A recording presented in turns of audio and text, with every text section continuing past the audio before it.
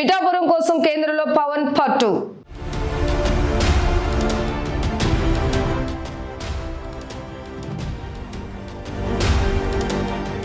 నాయకుడు మనసు పెడితే అభివృద్ధి పరుగులు తీస్తోంది.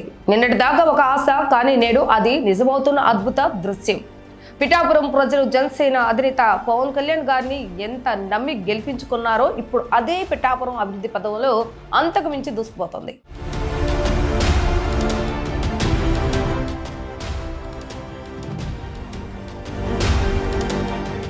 ఎన్నికల ముందు ఇచ్చిన మాట ప్రకారం నియోజకవర్గంలోని దాదాపుగా అన్ని ప్రాంతాల్లో అభివృద్ధి పనులు శరవేగంగా సాగుతున్నాయి. ఇది చూసి పిఠాపురం ప్రజలు ఆనందోత్సాహాలు వ్యక్తం చేస్తున్నారు.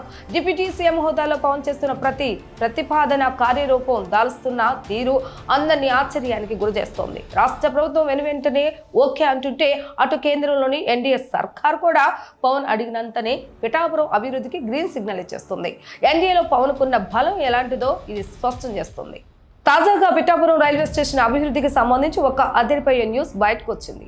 పిఠాపురం రైల్వే స్టేషన్ రూపురేఖలు మార్చాలని పవన్ కళ్యాణ్ గారు గత జనవరిలో ఢిల్లీ వెళ్లి రైల్వే శాఖ మంత్రి అశ్విని వైష్ణవ్తో ప్రత్యేకంగా భేటీ అయ్యారు.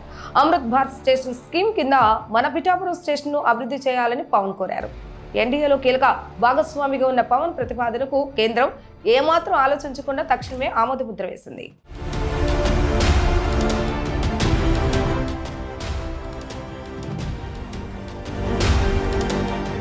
ఫలితంగా తాజాగా రైల్వే శాఖ అధికారికంగా పిఠాపురాన్ని అమృత్ భారత్ స్టేషన్ స్కీమ్ కింద ఎంపిక చేసింది.